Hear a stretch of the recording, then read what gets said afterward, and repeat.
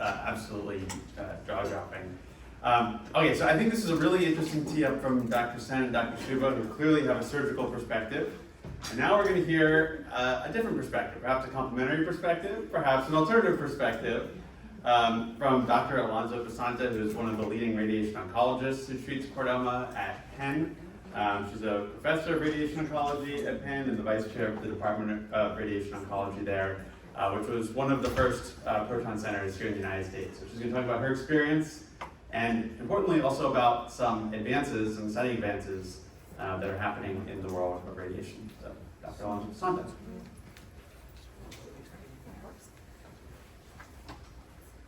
Good morning, everyone. So I, first of all, recognize that it's a Saturday morning, and I'm going to try to keep the physics to a minimum. But I am the other member of the team, as I like to say to my work kids. And I do agree that, obviously, I tell them all the time I don't want to be treating the same way 5 years from now. And thankfully, after being more experienced, is how I like to call it. No getting older, by the way, whatever, take that term on it. More experienced. And I say that, again, very fittingly because one of our mentors in radiation, of course, is well known to this foundation, Dr. Leach. And I remember when I started at Penn, by the way, I trained at NYU, so Dr. Zagzag was actually on my PhD committee. This is full circle, by the way.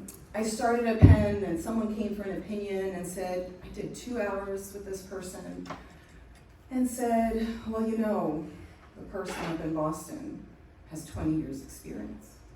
And I said, I fully recognize that, but I'm not aging for you, so you can go to them. And I would agree, but it is true that now, ironically, as I mentor the next generation of radiation oncologists, I am that more experienced person.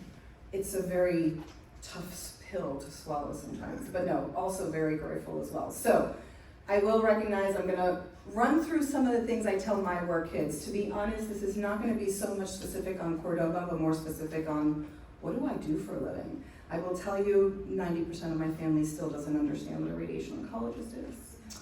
They still think I'm in a dark room reading films. That's a radiologist, by the way. But I do tell them I see patients, and I will go through what the different types of radiation, the evolution of radiation over a period of time, and then what's exciting and what's next.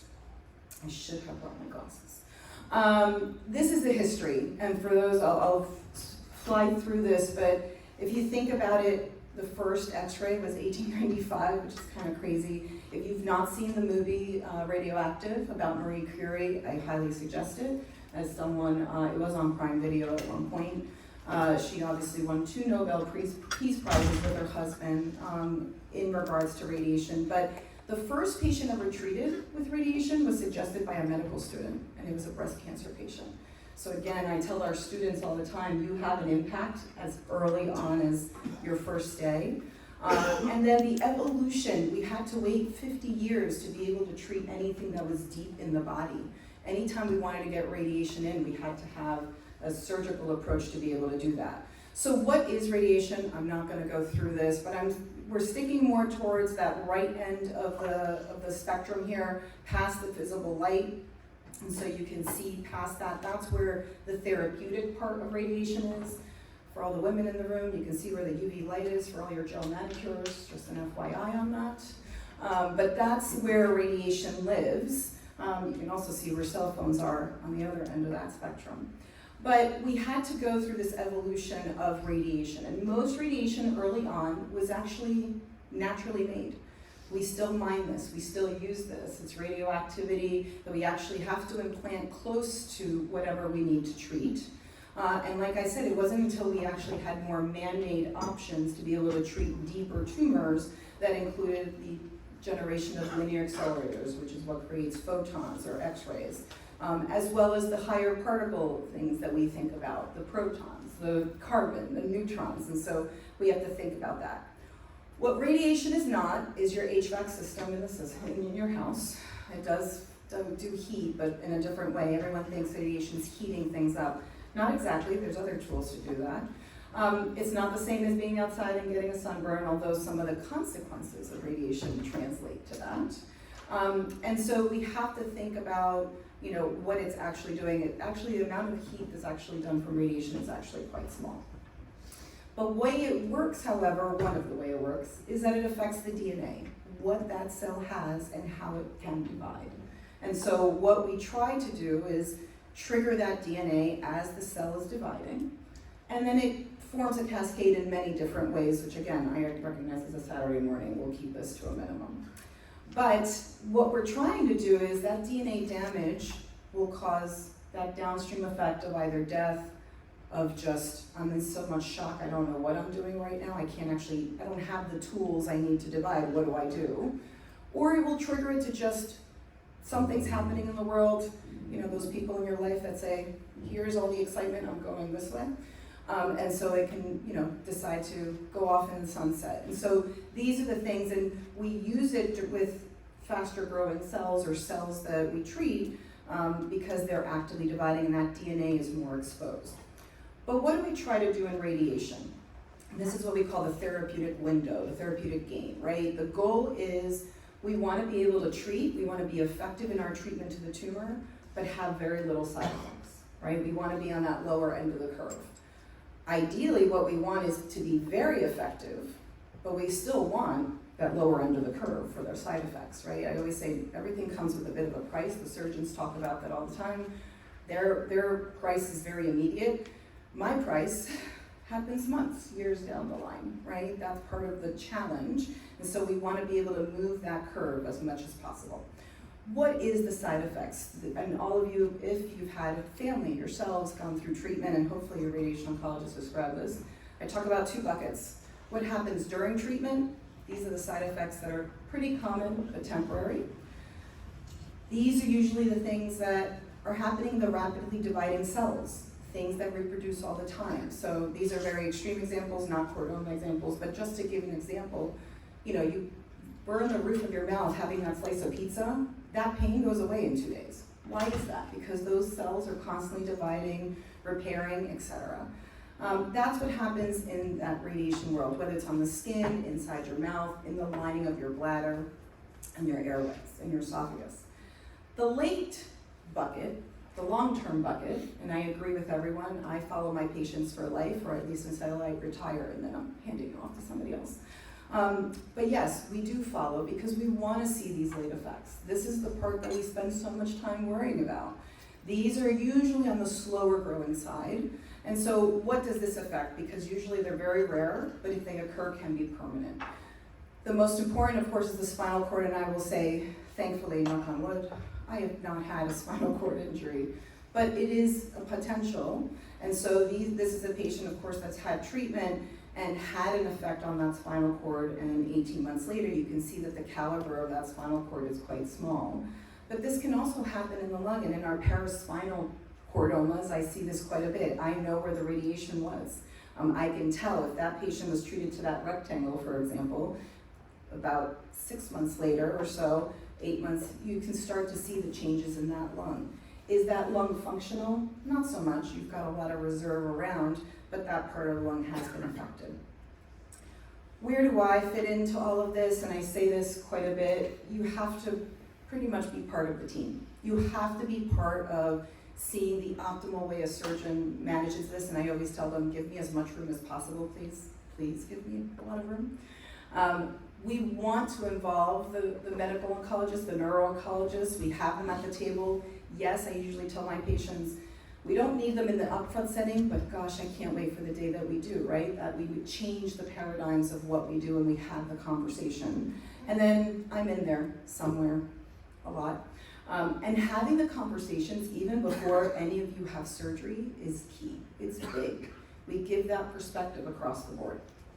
These are the 5 questions I ask when I see a patient in the office. I usually run through this pretty quickly. Do you need me? Is the first question. And I will say all of you are individual. Yes, you all have the same tumor. We know that that's not true either. But do you need me? And in some cases, yes, I have followed a sacral chordoma that was en bloc resected. Interesting story on that one too. There's a few of those.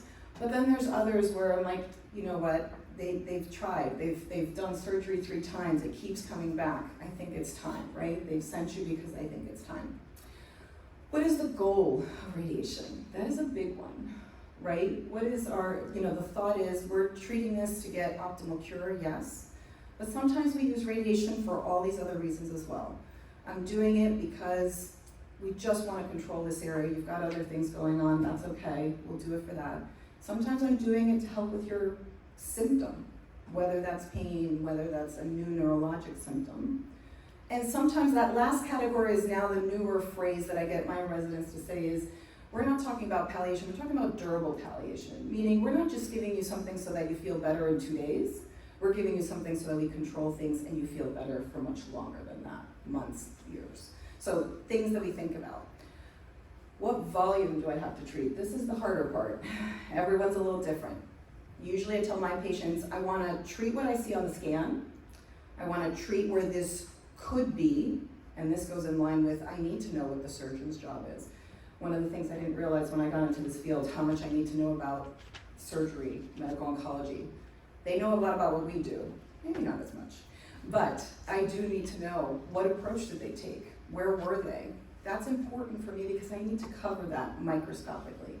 And then I have to take into account, is this moving when I'm treating it? How reliable are you on that table? Can you stay still, right? It's really hard.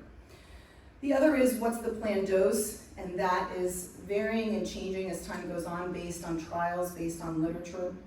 But then we get into, what's my radiation source? And so we'll talk about what are we using radiation source-wise, but then the technique can be different, and we'll talk about some differences there. But you can see, as I said, in the early days, that left curve, and I don't know if you can see my cursor, but that's the brachytherapy, that's the radioactivity that they mine from a mountain, and we place very close to your tumor. That's how we treat it. You can see it doesn't go very far, it doesn't have much depth, doesn't travel.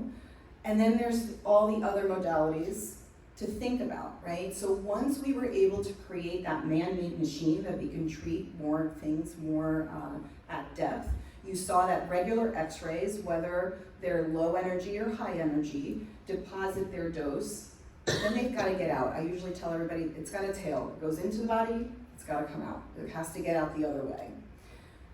Pluses and minuses to that. By the way, every option has a plus and minus. There's never 0%, there's never 100.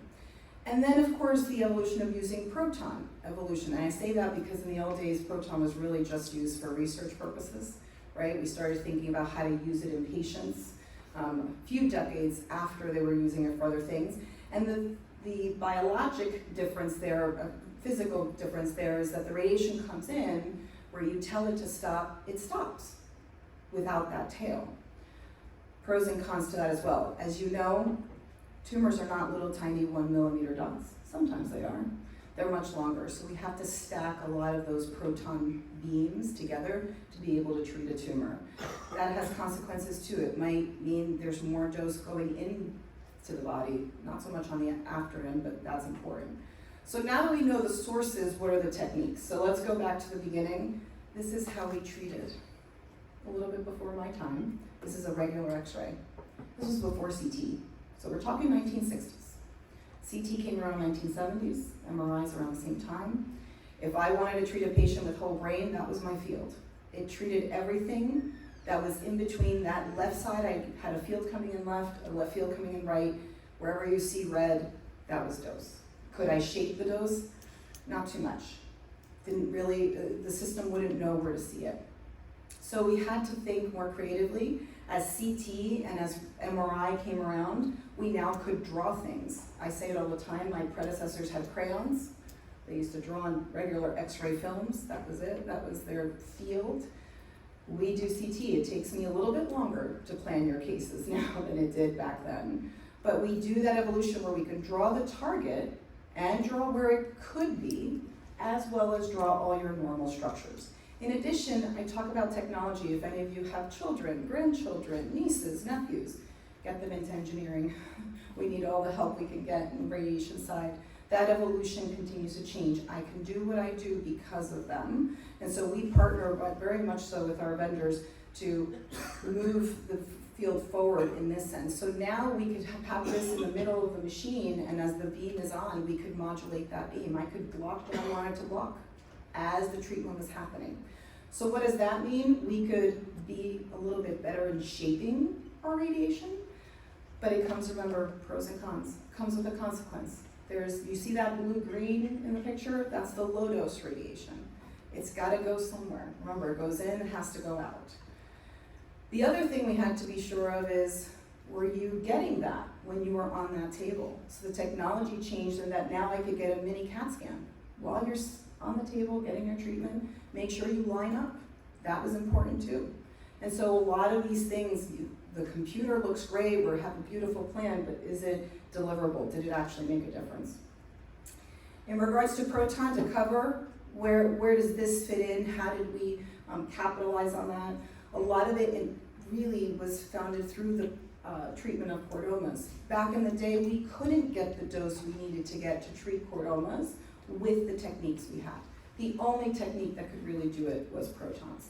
And why do I say that? Here's a very extreme example, but a true example. This was a patient of mine I actually treated for a spinal tumor, not a chordoma per se, but this was what was 3D, right? I had a CAT scan, I could draw her organs, but I was still giving a lot of dose to areas that really were not at risk. And with protons, I was able to treat what I wanted to treat and avoid. She didn't have to get her mammogram, 20 years earlier than she needed to. And she was 25 when I treated her, so that was going to be quite important. A lot of my colleagues would say, but Michelle, we don't really believe it stops where it stops. We kind of do, I have proof of it. So we know that the bone marrow after radiation changes a little bit, and I could overlap her follow-up MRI, this was at 6 months. I could see those marrow changes that really corresponded almost exactly to my radiation field. So it was very reassuring in that way too. How does that play out in treatment of tumors? So here's that IMRT plan that I showed you before, that modulation of the beam, that low dose. You now see that blue-green is a little bit closer to my target, right? I can actually, where you don't see gray, I tell my patients, you're not getting dose. That rainbow is not there, and that's important there too. So why are we treating protons for everything? Why are you even using anything else, Michelle? What's your source? Why do that? Because like I said, pros and cons. Proton is a heavy particle. I tell my patients, have you seen a Mack truck trying to make a tight turn? Doesn't really happen very well. And so we have to think creatively on how to plan. Also, it matters what it goes through. Photon beam is a light particle. It goes in, it goes out. It doesn't really care if it's seeing bone, tissue, air.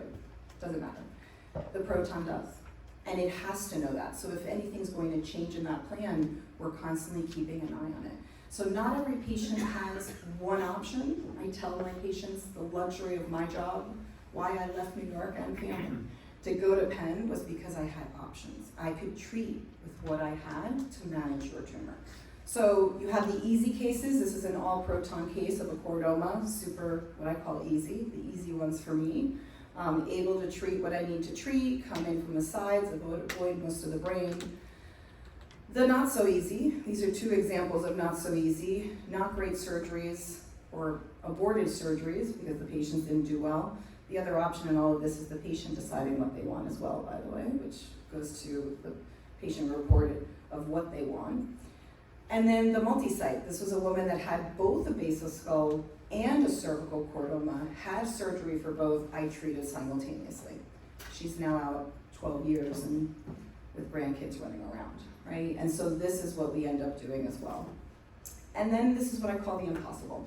This was a chordoma into the brainstem, attempt at surgery, bled, had complications, stroke, said I'm not doing anymore. We actually watched her for a year and said, well, maybe this chordoma will be super slow.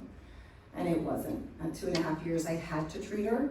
These are the harder ones. No technique, no source is going to be able to avoid that brainstem. And so what I normally say is, radiation can be ablative. We can treat these tumors. We can probably kill these tumors. The problem is the dose we need to do that is so high that the risk of that is not feasible, right? That's why we have to do this multimodality approach and think about it that way. The other is that spine. So the other request to the engineers in the room is, if we can figure out what to give Dr. Shuba to put in the spine so it helps me for radiation, greatly appreciate it. They're working on carbon fiber, they're working on things, they're not as sturdy as the neurosurgeons like, That is the reason we haven't converted to them. But I'm still hopeful that we're going to, right? And why is that important for me? Because again, that proton beam sees that titanium and says, I'm not going anywhere. I'm stopping right here. So we have to be creative in how to get the dose in. When I talk about having an idea of seeing the patient beforehand, providing that input, it's to say, listen, if you can at least give me a little corridor of room to plan my radiation, I'd appreciate it, right? To be able to do that. What about carbon? What is the difference with carbon? So for the physical property of the beam is the same as proton, right? It has that. It can be slightly more conformal. The biggest difference between the two is we think that the biological effectiveness is different. It's actually higher. And so for a lot of our centers that are around the world, we actually have our first center right in Florida. That's soon to be, it's opened technically.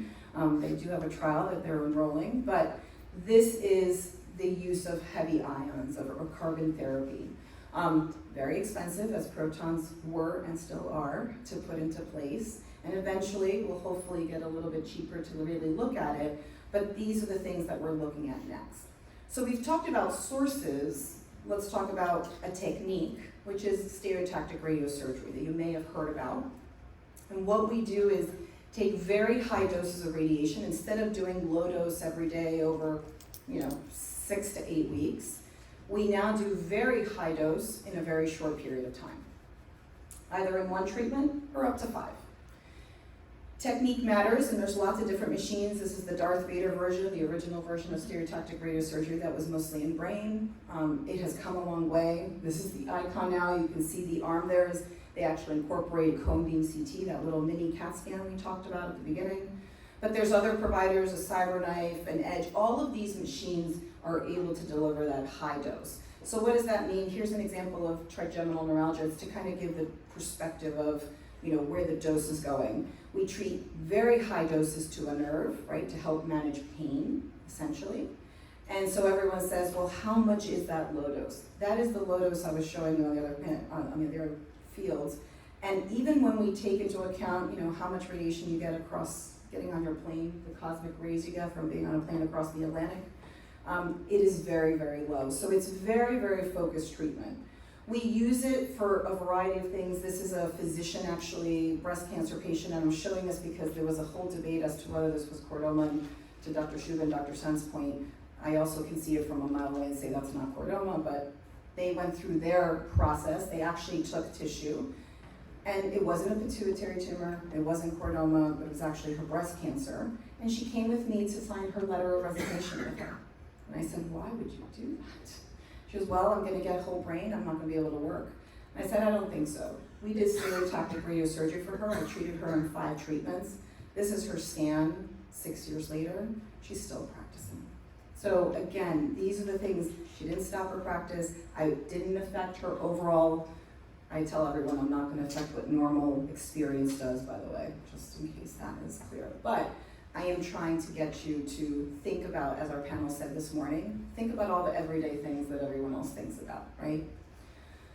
What about that radioactivity, right? We talked about that. Everyone thought of that as kind of old school. There's been a lot of techniques. That's providing an evolution too. We still use that in treating gynecologic cancers and prostate cancer. But we're now transitioning to thinking about doing it in brain. There's a number of studies, not yet in chordoma, but just thinking ahead, right, where we put the radioactive seeds in a tile, our neurosurgeons do surgery, we come in, place the tiles. We're not doing it, the neurosurgeon is. We are invited to tell where to put it, but really it's placing that source right at the time of surgery to start that process from the beginning. A number of trials that are being done right now in primary tumors, both glial tumors, angiomas, and even in metastases, and so something to think about from a future. Again, another technique that we have in our toolbox to be able to think about what to do when or if. We talked about this multimodality approach. I want to give a few examples of a trial that we ran, not so much in chordoma, but in other tumors, where we looked at doing radiation as well as immunotherapy. Immunotherapy is out there. It's where I'm bringing our medical oncologists to the table. This was a trial we ran where We gave radiation in conjunction with immunotherapy to one site and then watched the response. So this is a patient that has lung cancer, had had a mass in the lung, had had progression, was on immunotherapy, had received already what we call that durable palliation dose to the lung to help manage the symptoms, still progressing. They also had something in their abdomen. And I said, okay, well, let's try. We gave that stereotactic radiosurgery to the abdomen, still continued their immunotherapy, and this is what they looked like, right, before.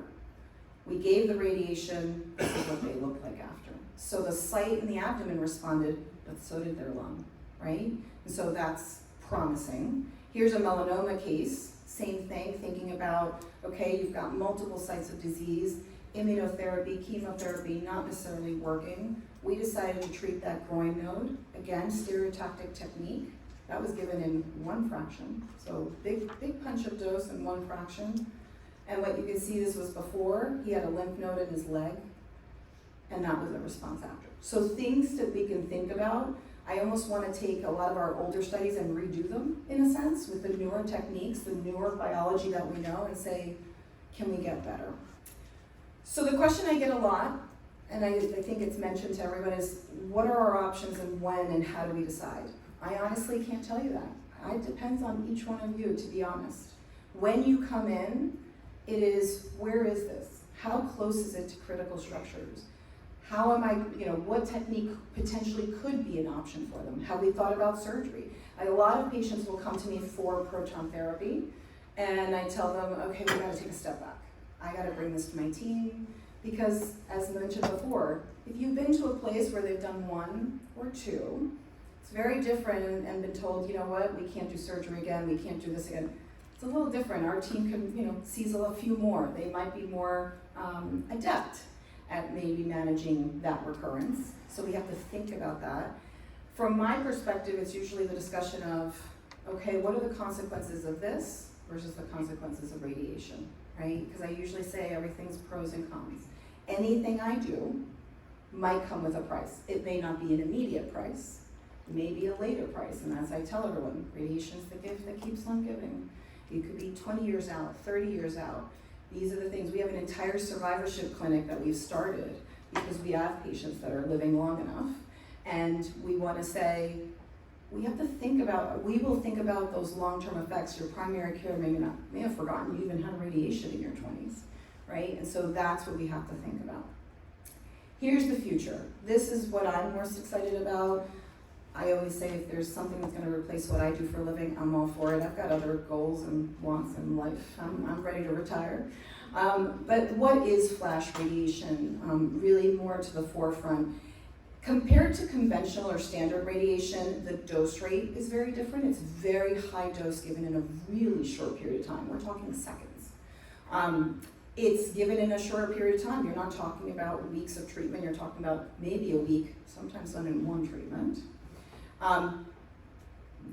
We presume less toxic, and thinking about what future roles. So as we look at this is how standard radiation, and at this point, how protons are delivered, to be honest, right?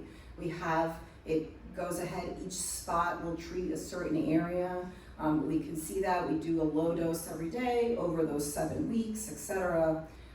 When we talk about flash treatment, you're on that proton machine, and we're talking about proton flash specifically. There is electron flash that's around, again, treating superficial tumors.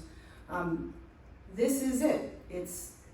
You're done with treatment. It's even less time on the table than even the standard proton. We're not even done with 1 layer, right? 1 treatment for that day. And so these are the things that actually excite us in regards to what's coming. And so how do we think this works and what's happening? There's a lot of work going on that. This is the first studies we did at Penn to look at, we wanted to understand what is flash doing to the normal tissue. This is a mouse's gut, to be clear, and I'll zoom it up to just look at that last column there. So the first picture in that last column is just a mouse with no radiation to the gut. It looks like normal, villi is like we like to call it. That middle panel is standard radiation. It's really disorganized. That's understandable. Remember, those are fast-growing cells. They don't have a lot of They don't look like they're formed. And that bottom row is flash radiation. It's got architecture, much more than the standard radiation does. Doesn't look exactly the same, but it's definitely better. Does it have an effect on tumors though? Great, we're sparing normal tissue, but can it treat the tumor? And the answer is yes. So it treats it as well as a standard radiation does. So what do we think about it and why do we think this? As you all know, we're all living longer across the board. So as we live longer, like I said, I have a survivorship clinic now, but I have to worry about toxicity. I want to be able to say, I'm going to give you this, and no, we won't have to worry. Remember that therapeutic window? I'm trying to push it farther and farther down. And so one of our vendors did do the first trial on this with protons in bone metastases. Really, the technique was very simple, as kind of proof of principle. The FDA would only allow them to do this type, but you can see they're basically delivering radiation, but it's not shaped, it's an open field, and for what they were studying and what the options were, it made sense. The Penn approach is going to be a little bit different. We're actually going from, old school. We're going in vitro to in vivo to human, and we've actually done that since 2018. So we got a group together to look at how we were going to study this in the lab, in mice, as I showed you, and actually in dogs. We finished our second osteosarcoma dog trial with the Penn Vet School. These are dogs that would have gotten surgery alone. We decided we want to study what happens with FLASH, and all these lovely owners agreed to have their dogs undergo treatment with FLASH radiation before the amputation, and so we got a lot of information. Why is that important? Because we're going to trial. Hopefully, it was going to be December, we're now in January. We've done everything the FDA wanted us to do, and we're gonna be doing this in head and neck cancers. And that's important because we wanted to take that stepwise approach. So we actually gave mice head and neck tumors. We treated them and watched to see what's going to be our optimal dose for treating these patients compared to standard radiation, of course.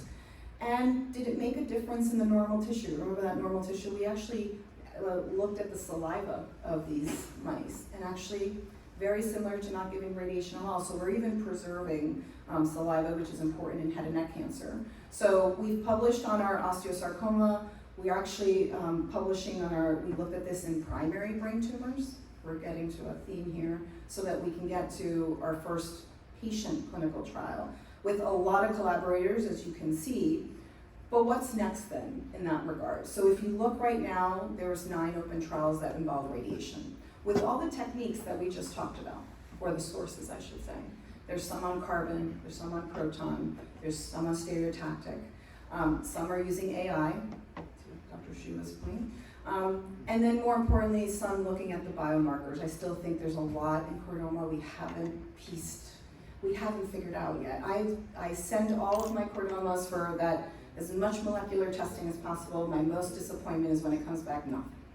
I'm like, really? There's gotta be something. And it's because we haven't uncovered it yet. But I will say that this is kind of where we're leaning towards. So yes, in the situations where we're thinking about, we've done it in sarcomas, as you saw, we've done it in brain. Yes, after this head and neck trial, we are looking at brain, basal skull being our next thing. Obviously, we're gonna partner with the FDA to do that, but that is what's coming next and what's exciting for me. I think in general regard, and what I didn't include here is that usually when I'm giving talks to even our other colleagues, other team members, I usually say patient advocacy has been the greatest, and I use the Chordoma Foundation as the example. I came into the field, I'm not gonna age myself, but I am. I started in 2008, and I remember those first research trips, and I was much younger. But I remember the last one, and I'm always amazed at what basically real motivation takes from both the patient side and the physician side. So I congratulate you on that because it's one of the few things, and everyone's always surprised that we've done so much in a very short period of time. But with that, I hope I gave you a little primer on radiation, not too specific, but a little over. Thank you so much.